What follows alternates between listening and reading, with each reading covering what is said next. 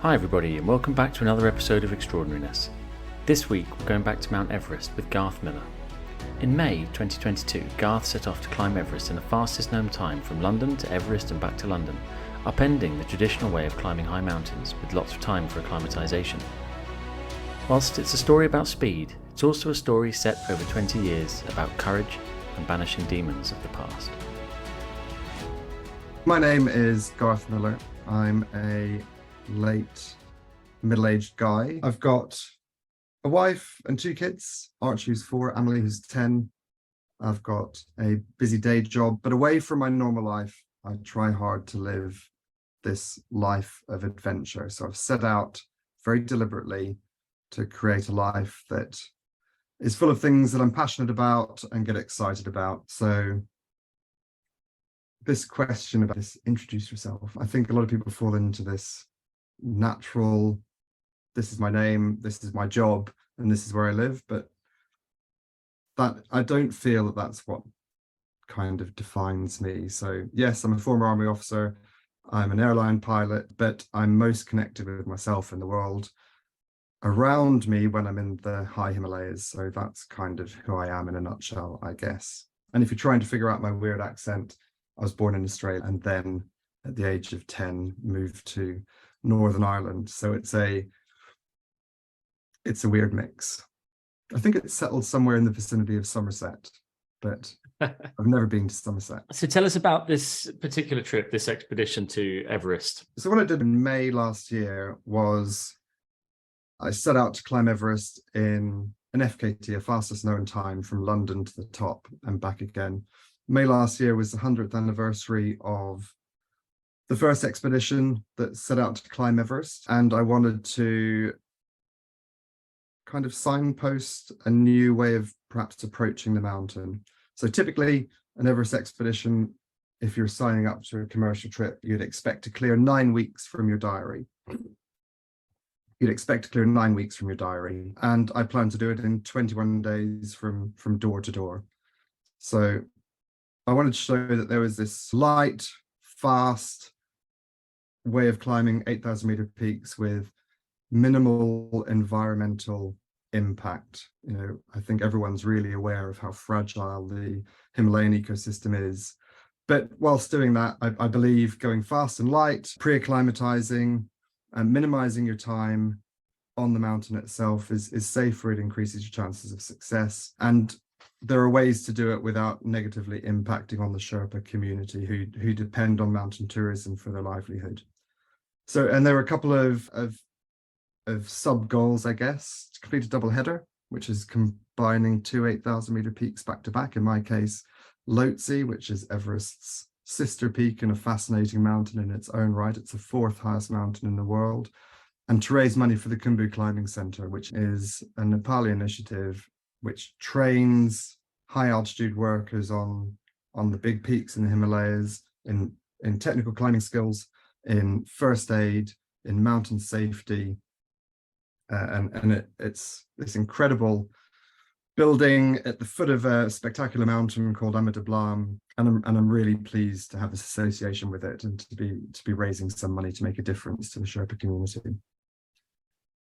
So what does the training look like for something like this? The planning, the fitness, and you talked about the pre-acclimatization. So because I wanted to be quick, I had this 3-prong approach to my physical prep.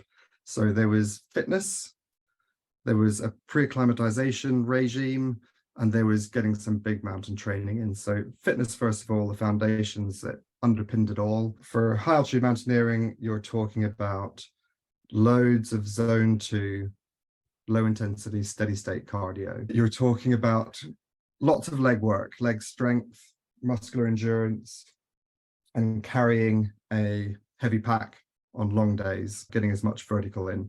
So that's a physical prep.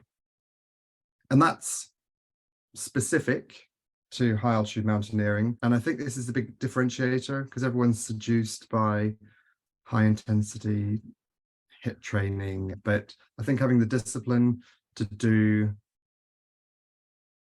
that specific training that is going to make a big difference on the day on the mountain is a key differentiator. There was the pre-acclimatization protocols that I worked on. So this was the key to unlock doing Everest quickly. To achieve that, I got this bit of kit, which is called the hypoxico generator. And that's a device that literally sucks the oxygen out of the air, and it feeds you a rarefied air. So you can crank it up and crank it down to simulate increasing altitude. So there's 3 ways to use this hypoxico device, and starts the physiological adaptations in your body to prepare it for altitude. So those 3 are sleeping at altitude, so sleeping high with a tent and the hypoxico generator pushing this low oxygenated air into the tent, so simulating increasingly high altitudes.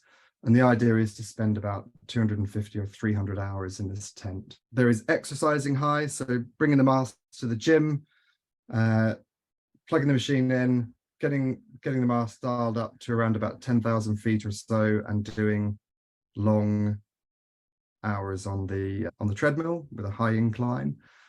And there's intermittent hypoxic exposure. So this is perhaps the most enjoyable. This is sitting on the sofa at home, watching TV with my wife, but intermittently breathing extreme high altitude air. So cranking it right up to over 20,000 feet, and starting with a minute on, minute off for an hour or so, and then gradually extending the time you're breathing the mask and shortening the time in your breaks, and working up to about 90 minutes every day doing this intermittent hypoxic exposure, which really kickstarts these adaptations in your body. And that means you can arrive at base camp ready to go. And did you think it'd be easier doing this than the normal way of acclimatizing on Everest? So I guess I did think it would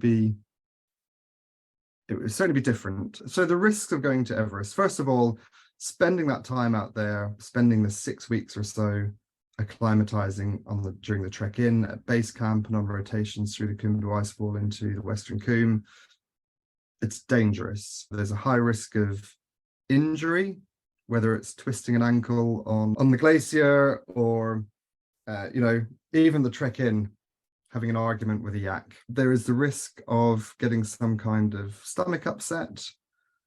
Pneumonia is not uncommon in base camp, so I really wanted to minimize my time there. But in practical terms, I just didn't have that much time to give to the expedition. I only had 21 days off work, so I had to squeeze it into this 21-day period. And that's what pointed me at pre-acclimatization. The science isn't really accepted universally, I don't think. Some of the premier high altitude athlete coaches distrust it, but anecdotally it seems to work. And I tried it, which is the third leg of my prep, which was getting out to the Himalayas and climbing a high mountain just to test those protocols in advance. And I went to a mountain called Ama Dablam, which is famously one of the most beautiful mountains in the world. It is absolutely spectacular. And I trialed the pre-acclimatization on that earlier on in 2022 before Everest to see if it was working for me. So you mentioned that this was your second Everest attempt, and I'm sure there were lessons learned from your first one then that fed into this. So why don't you tell us a little bit about the first one? I went to Everest in 2004, and I was climbing from the north side. 99% of people that are successful go up by one of 2 routes, either the north side from Tibet, and that's the original route. The mountaineering history in Everest goes back 100 years. So the early 20s expedition, including Mallory and Irvine's expedition, went via Tibet. Nepal was a closed kingdom, so access through Nepal didn't start until the early 50s. In fact, 1950. And then so Nepal is now the kind of main standard route up the mountain. So I went to the Tibetan side. One of my main reasons for it was it sounded a little bit more exotic. I went to Tibet. I was climbing with 3 friends, and we were young. We were super fit. We were very fast on the mountain, and we got onto the summit ridge. The summit night gradually started to unravel in front of us. One of the guys was an asthmatic, and his oxygen regulator, the hose that connects his oxygen mask to his oxygen bottle, pinged off, and that immediately triggered an asthma attack. him, so he was unable to continue. One of the guys just didn't feel that he was going to make it. He didn't have the necessary fuel in the tank, and he turned around. Garth decided to push on, but at this point, unbeknownst to him, his own oxygen had failed. I hadn't recognized that it had failed until I was climbing some vertical rock, and I went anaerobic.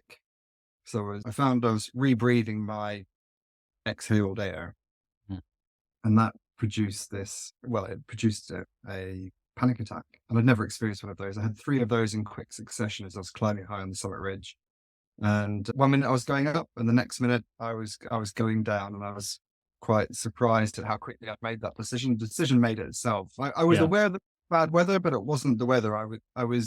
You're obviously super hypoxic. So I can remember looking down the Kangshung face into Tibet and seeing the weather coming in and looking down on these huge storms and the weather hitting the face and starting to come up. I was aware of this, and I can remember it vividly, but I never at any point thought, I'm going to need to get out of here. The weather's deteriorating very quickly. But the panic attacks, the series of panic attacks, every time I exerted myself and worked hard, the physiological effect of that, because my oxygen wasn't working, was this drowning sensation, quickly followed by a panic attack.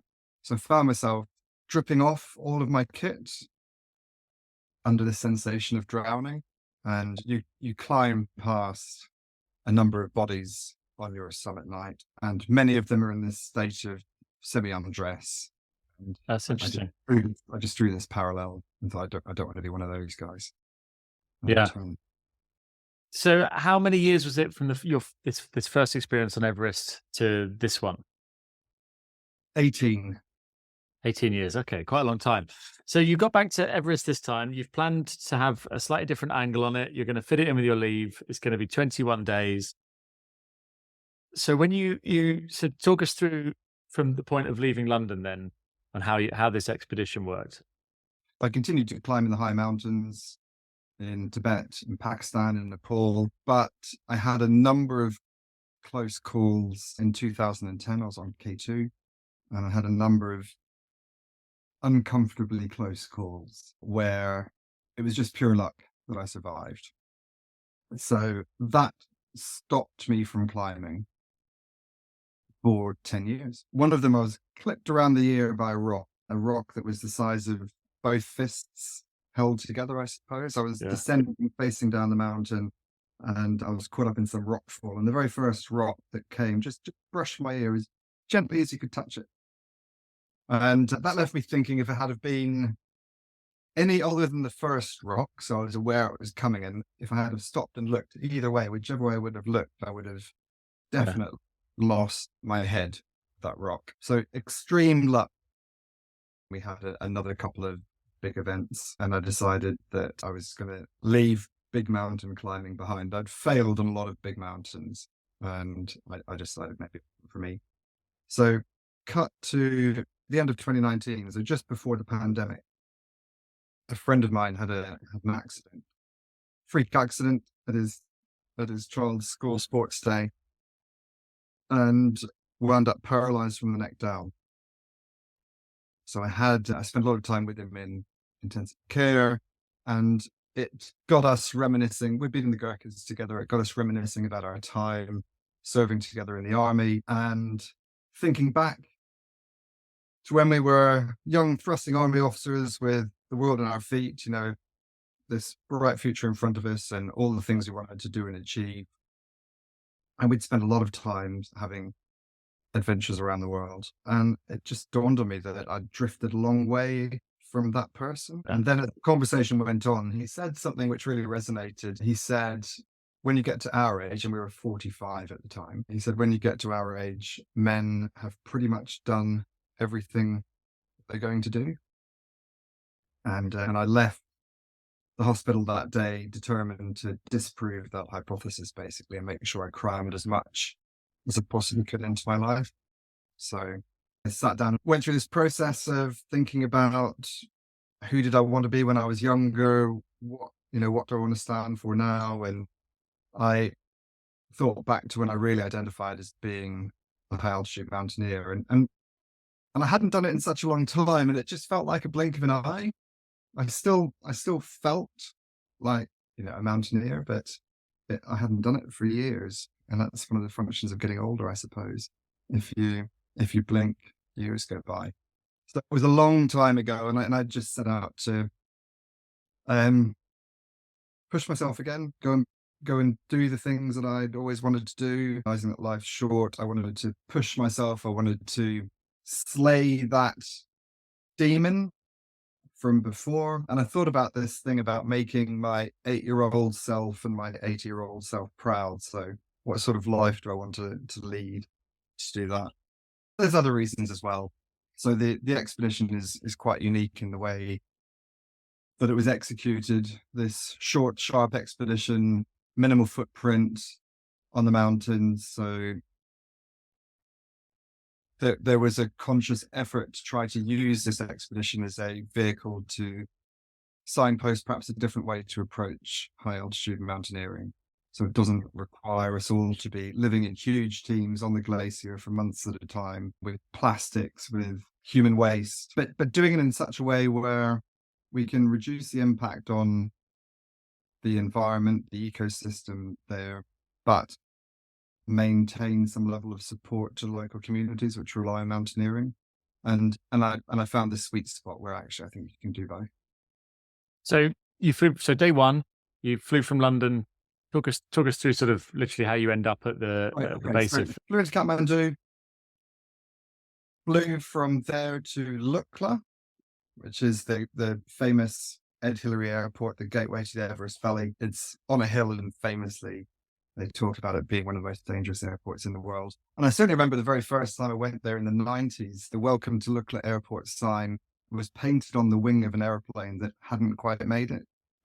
It's gone now, and the runway's paved, of course, so it's much more civilized. It's extremely busy, a lot of helicopter traffic, but flew in there and fixed an aircraft, and then it's about making your way up the Solar Khumbu Valley, the Khumbu Valley to Everest Base Camp. And I think normally if you sign on to a group to go and visit Everest Base Camp, most of us will take around 10 days, I guess, to get there, 10 or 11 days. And I arrived in base camp 90 hours after getting on the plane in London. So that was going some. And the risk with altitude is the harder you exert yourself, the more likely you're succumb to some kind of acute mountain sickness. But I had a level of confidence in my pre-acclimatization. I've been out to Nepal climbing high, having pre-acclimatized before on a different mountain called Amitaplam. So I had some confidence that it would work, certainly up to the 6,000 meter point, so significantly above base camp. What people tend to do is these rotations where each time they go above base camp, they get slightly higher, and then they come down again to recover, and then they go through the process again and get increasingly higher as their body adjusts, and they leave kit higher and higher on the mountain. And I wanted to minimize that, so I did one rotation before going to the top. So my time on Everest from base camp to base camp was very, very limited. So I got to base camp, explored the ice fall, which is this crumbling. It's where the Western Cwm, the glacier coming down from Lhotse, the sister peak of Everest, kind of breaks over a lip and crashes into the Khumbu Valley. So it's this moving sea of seracs and ice blocks that you've got to navigate your way through.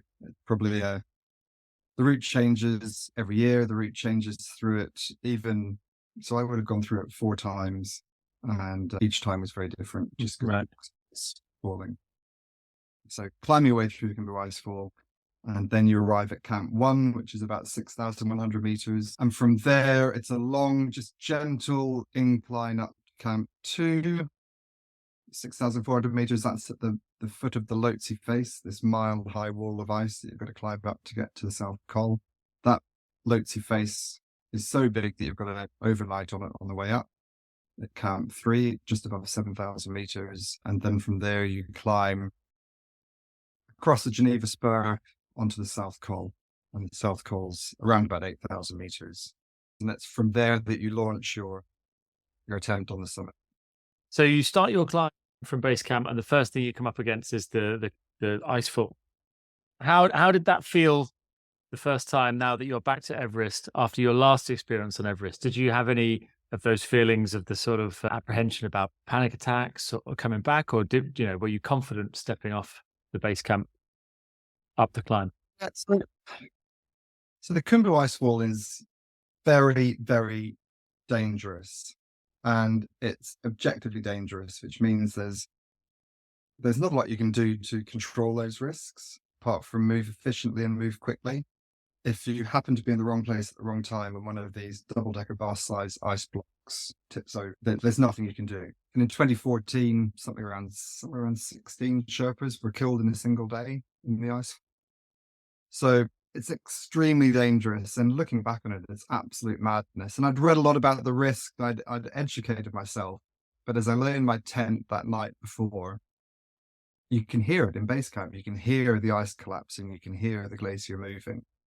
And I was absolutely certain that my Sherpa, Pasang, would come into the tent and say, we're not going tonight. It's just too dangerous. You move at night. That's another mitigation. You move at night where it's coldest, so less likely for the ice to collapse. So, and I could hear his footsteps coming to the tent, the crunch, crunch, crunch of his crampons on the glacier. And he unzipped the tent and he said, right, let's go.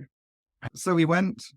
And the first time I went into it, the day I arrived in base camp, we just had a little foray into it to familiarize myself with the ladders. There's these ladder systems to get across the gaping chasms and crevasses. And I'd not really done that before. I'd done a little bit before, remembering that my previous Everest expedition was on the north side, so you avoid the Khumbu Icefall altogether. And there was an eye-opening experience there where we came to the first ladder, and it's short. It was only one ladder length. Some of them, climbing across 3 or 4 ladders. This was a short one, but the crevasse was still equally as lethal and deep. So Pasang demonstrated the technique to use to get across it. And as he stepped off the ladder on the other side, the ladder pinged off and just disappeared into the crevasse.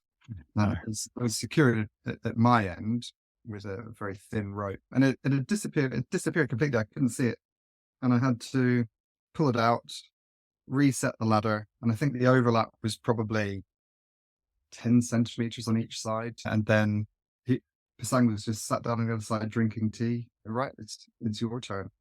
So that's what I kind of think is Everest's initiation. Right. And I mean, there's no hand railings. This is just a ladder. You do hold on to a rope. Okay, you have a rope. So you are clipped into the rope out of necessity, because the mechanism of death in a crevasse is a pretty horrendous way to go.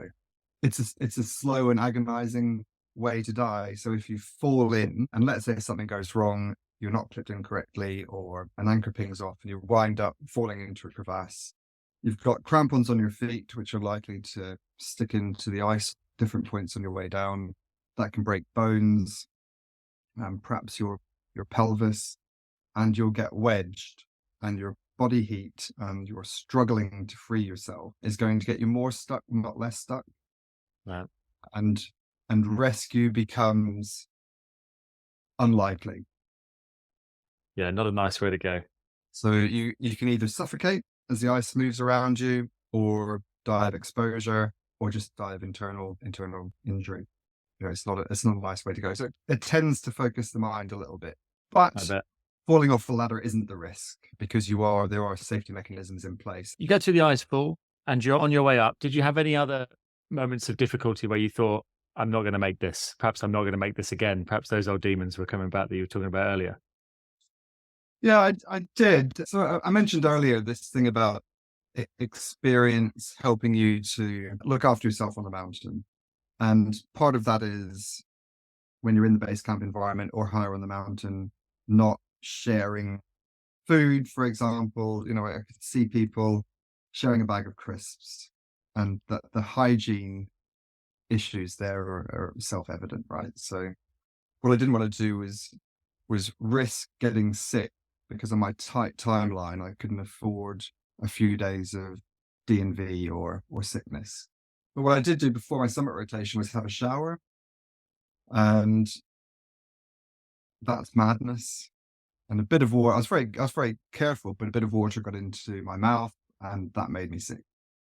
So we did have a couple of days as I started my summit rotation where I wasn't well at all. And I was just kicking myself thinking I've derailed my expedition just for through stupidity. So there was a period of doubt there that I would just lose so much strength and I didn't have the time to recover. And it's very, very difficult to recover from anything at that altitude. But I got past it and I found that as I got higher on the mountain, I was able to sleep well.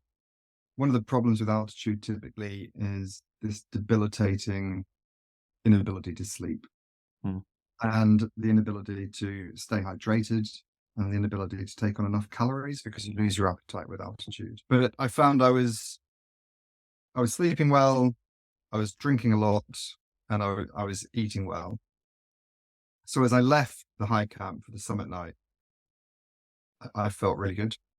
In fact, I felt super strong and I really felt like I was going to be able to make it. But if you wound back 6 hours, we had planned to leave, I think around about 10 o'clock at night from the high camp. And when we got up to get ourselves ready, the wind was absolutely outside what could be considered safe. So there was a period of, wow, we're just going to be unlucky. But we had a chat and we set another window, right? But we'll try again at 1:30 in the morning and see what the wind's like. The whole expedition was hanging in the balance. And then when we woke up at 1:30, it was absolutely calm, completely silent. And unzip the tent, this beautiful evening, we could see everything. So as I left, it's a very slow, gentle walk initially out of the camp, across this bullet hard ice of the glacier or the wind-swept ice on the South Col before it starts to ramp up across that triangular face on Everest. And I just kind of knew I was going to do it. The only thing that was going to stop me was quitting, and I was absolutely certain that I wasn't going to quit. So climbing through the night up this snow and ice slope to get to a place called the Balcony, which is around 8,300, 8,400 meters. And that's the first point you stop and have a hot drink, have some food. And I was standing there just having this drink and met a few people, we're chatting. The sun was coming up.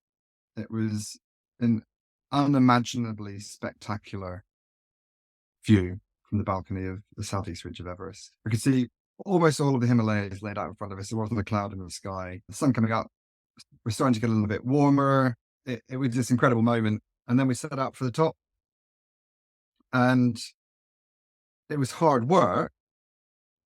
And there were a couple of obstacles you need to overcome on your way to the summit. And the first is the South Summit. And from the South Summit, you can see the Hillary Step, which is the last big obstacle before climbing onto the actual main summit itself. And with our oxygen plan source changing our bottle at the South Summit so that we could go from there on a high flow of oxygen from the South Summit up the hard climbing of the Hillary Step onto the summit, spend some time there and come around, turn around and come back down. And as I unscrewed my oxygen bottle, obviously there's a period of having no oxygen, and I put my spare bottle on, screwed it shut, turned on my oxygen, and absolutely nothing happened. So we're here now at 8,550 meters. We're really, really high, almost the summit height of K2, the second highest mountain in the world. And I was in a situation that I'd found myself in 18 years earlier with a failed oxygen system in effect. So there was this period of, I cannot believe it. I cannot believe I'm in this situation again. But what was different this time is, having failed before, I'd made sure we had this process in place where we had redundancy of everything. So redundancy of Sherpa support, redundancy of oxygen systems. And we just worked the problem and switched to a backup set that we'd had and went from this. So the impact of having your oxygen stop or run out at high altitude, extreme high altitude like that, is this sensation of drowning. So all the while I could still see the summit of Everest, and it felt so close, but I felt like I was drowning and dying right there again. So I had to work through that. That was probably the low point. Right. And other than that, everyone likes to hear the tales of the superstorm and, fighting death. But actually, our expedition was well planned. We made some good decisions on the mountain. We executed it well. And we didn't really have any great difficulty. And that makes me think about the role of luck. So we got absolutely lucky. And I think in general, people tend to overplay the role of luck when they fail, and underplay the role of luck when they succeed. Yeah. So I'd spent 18 years almost saying that I got unlucky on Everest the first time around. I was unlucky with the weather. I was unlucky with my oxygen system. And it was only as I started really planning for this second expedition that I began to take some ownership of why the first expedition failed. Not having redundancy, not having the best weather forecasting available. I planned differently the second time around and got to the top. And it's very easy to come down from the summit and high five the team. And we did a fantastic job and downplay that role of luck. So we absolutely got lucky. What did it feel like for you, sort of 35 years on from being the little boy in, outback Australia? What did it feel like reaching the summit and standing there? It was an incredibly profound moment. And I'm not great at really articulating what it actually felt like. I felt connected. I felt uber present. I felt unbelievably grateful.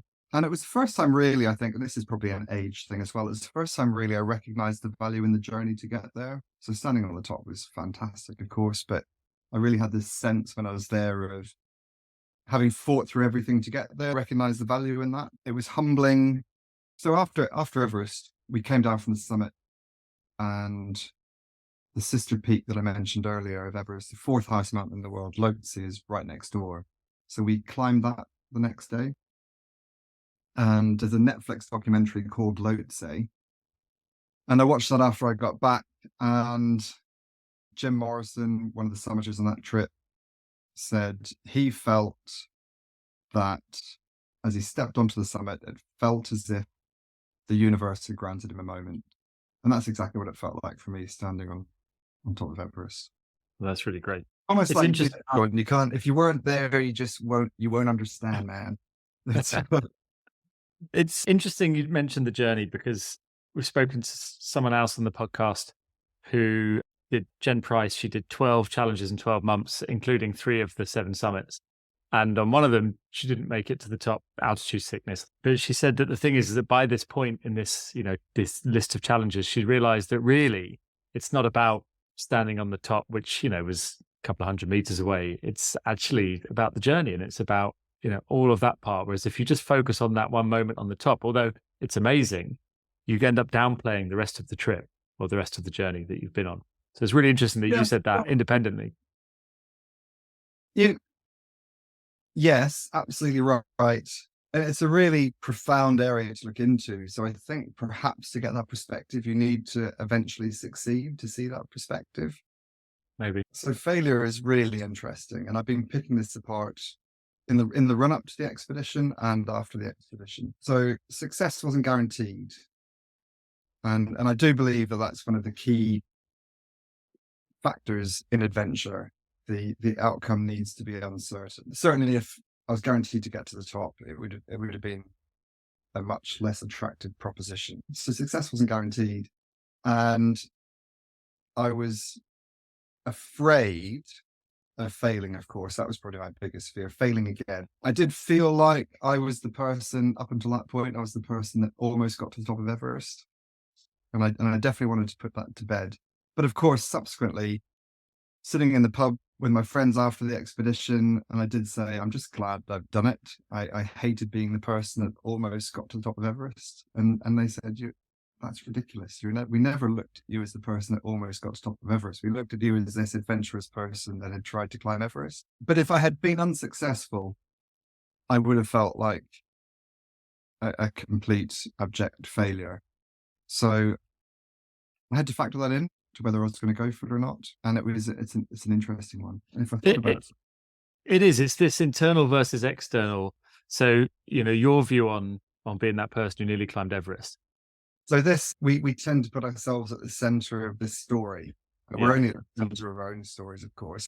The fear of failure should never overshadow the desire to succeed. Because I wrestled with this for a very long time before committing money to the project, because it's very expensive. And I wrestled with it before telling my friends and publicizing that this is something that I was going to try.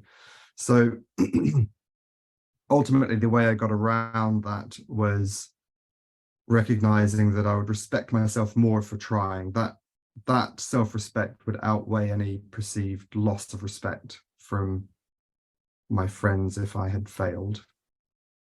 I think that someone who's gone and done something and put themselves out there and done the journey, so like your first expedition, and then not made it for excellent reasons, because it's not something that's perhaps worth dying for, it's far better than someone who's never even tried to climb Everest, surely. Yeah, if that's your thing, whatever your Everest may be. Yeah, exactly. Yeah, that's what I mean. Has anyone else tried to do a Everest London, by the way, in 21 days yet? Or do you think you've started? Is this an FKT that you've now set for someone else to look at? Actually, I've not really publicized it that much because there's so much risk involved. And I need to sit down with more experienced mountaineers and commercial operators to think about how we can build on this, because I definitely shaved the safety margin. Right. So what we don't want is for people to try to do a rapid ascent of Everest that really shouldn't be. That really need extra time, that can't afford to shave the rotations. And of course, people will see the hack and the shortcut, and they will think that's eminently achievable, but it is really difficult. So experience, having been high in Everest before and having had a long history of high altitude mountaineering and all the learning that goes with that. So pulling together all the prep, the strategy, executing it well. You can't just parachute in and do this. There's a difference between a hack and something that's been meticulously planned. And I think you said something in your LinkedIn about there's no way to replace the grind. I think it was something like superfoods, keto, vegan, paleo diets, no amount of cold showers or yoga and meditation will replace the grind. Yeah. And I think when you use the word hack, people think of that as a shortcut, whereas it doesn't sound to me like you shortcut it. It just sounds like, it was a shorter timescale, but the work has happened elsewhere. Yeah, and this goes back to that. How did it feel on the summit? Because you see athletes on podiums and you see success and achievement, but what you miss is all the hard work that got them there. And that's something that people need to bear in mind. There was a lot. You don't see them doing hard things over and over and over again. And that discipline of doing what it takes to do that specific training that's going to get them to the top. And a lot of people are seduced by David Brailsford's marginal gains, the incremental 1%, which, yes, I understand the maths. It will improve your performance over months and years. But incremental gains are just that. These are things that you need to exercise over months and years. So you can't shortcut that process. But that's the cherry on the top. And what 99% of the population need to focus on is baking the cake. I was going to say, David Brailsford is talking about athletes who, are at the top of their game already. Yeah, exactly. You talked a lot, like it seems like a lot of your sort of primary motivator is to not be the person who quits, which is really interesting. So a number of times you said, I would rather have had a go. I just don't want to be the person that quits. I don't want to be the person that quits. Can you see where that may have come from in like I don't know if you're at some point growing up or time in the army, or is there, do you know why that's something that sort of... I don't know if that was a motivator. It was certainly something I wanted to explore. So when I sat down after my friend Tristan's accident and I sat down and and went through this process of thinking about who did I want to be? Where am I now? Okay, how am I going to close that gap? One of the things I thought about was all of the failures I'd had in high mountains. And you've got to remember, you fail on high mountains a lot more frequently than you succeed. And I'd stories that I had told myself and others about why I didn't get to the top of K2, why I didn't get to the top of Everest the first time around or wherever.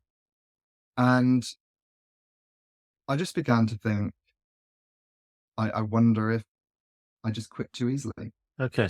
Yeah. But I've got a long history of doing hard things and challenging myself and working in this adaptive zone to try to grow. I've never shied away of facing fears or taking the hard path.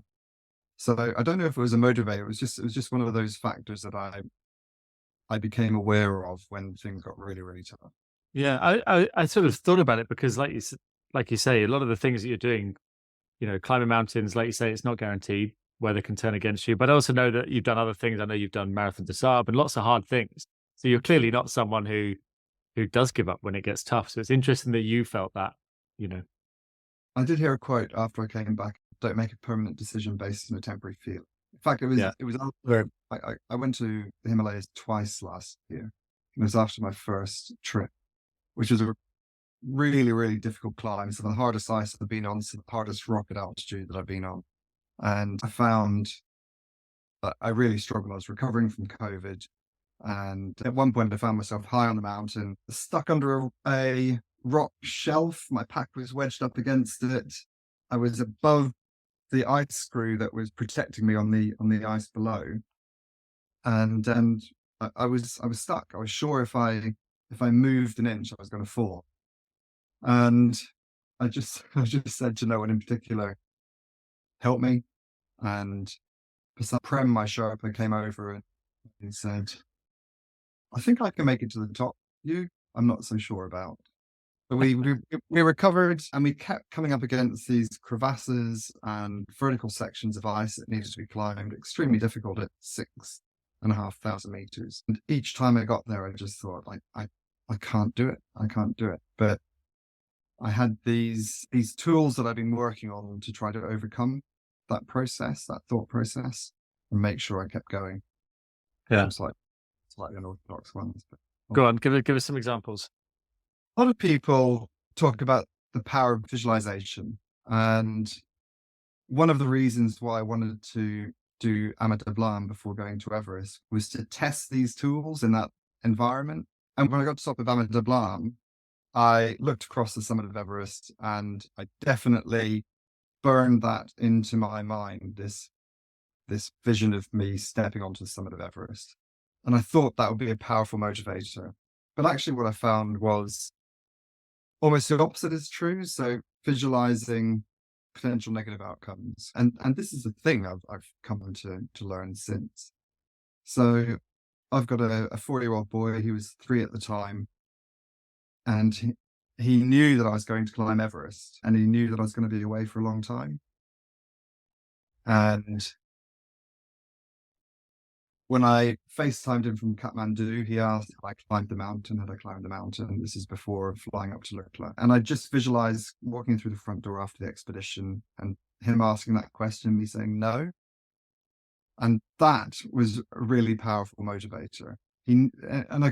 I would imagine him sitting there thinking all the thoughts that a 3-year-old boy might have. So you haven't been playing with me, you haven't been putting me to bed, reading me a bedtime story, you haven't been doing any of this stuff, riding our bikes, and you haven't even climbed the mountain. So I found that when I was trying to visualize positive stuff, setting foot on the top of the summit and how that might feel, it was quite nebulous. I couldn't really, when I was exhausted and dehydrated and hungry, I couldn't hold on to that image, but I could definitely hold on to thinking about the consequences of not getting to the top. Yeah. So that was probably the most powerful tool. And then, of course, all the usual tools of may not be able to make it to the summit, but you can definitely make the next step. So that was a powerful one. And there was a period where I just went from anchor to anchor to anchor to anchor on the ropes. And I've just got to get to the next one. And that's all I think about. Get to the next one. What do I need to do now? I need to clip off, clip on, and get to the next one. Okay, clip off, clip on, get to the next one, and then just repeat for days. They were kind of the main techniques. But these are muscles that you can build and exercise, and this is where the experience comes in as well. So you can build this resilience, this grit, this perseverance. They're muscles. You just need to exercise them, and you can exercise them in day-to-day life just by keeping little promises to yourself. If your training program says it's a 10K run tomorrow, it's no excuses, it's a 10K run tomorrow. And you build up this evidence bank that you can fall back on. I can definitely do this. Did you feel like you got rid of all the demons of the past? And are you planning to do more high altitude climbing? Yep. So high altitude climbing is very expensive. I do have plans to go back to Everest. Next year is the 100th anniversary of Mallory and Irvine's fateful climb. And I've been developing this plan to recreate that. Not an entirely authentic recreation. I would like to come back down alive, but to do it with their original clothing, the boots, the clothing, the original goggles, recreating their oxygen system. The plans are still out there. So, which is a very similar system to that used on the successful 1953 expedition. So yeah, sleeping in tents that are the same as the tents that we used in 1924, using the same ice axes, etc. So there's a plan afoot to recreate that, but it's a lot of work faithfully recreating the old equipment. So that would take me back to the north side because they climb from Tibet. So I would like to go back and do that. That's something for next year. This year, I've got a few climbs in the Alps lined up. Okay. Sea stacks in Scotland, and some of the famous names in the Alps, like the Eiger and the Matterhorn. There's loads and loads and loads of plans. And this is the thing. I by having a long record of doing stuff, it makes me feel like, I can do anything I set my mind to, basically. And when I talk to people about my future plans, I can see them just thinking, you've got to be mental. But they just can't relate to that history of having achieved things that you've set your mind to in the past.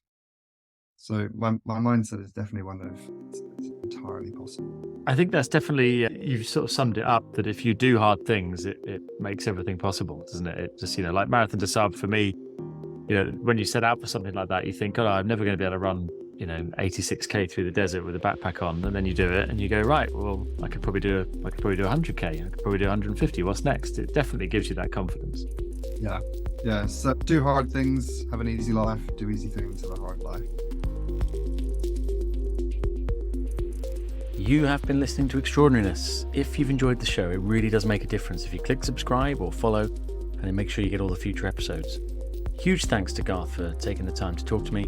The show was hosted and produced by myself, John Harmon, and music by Coma Media, courtesy of pixabay.com.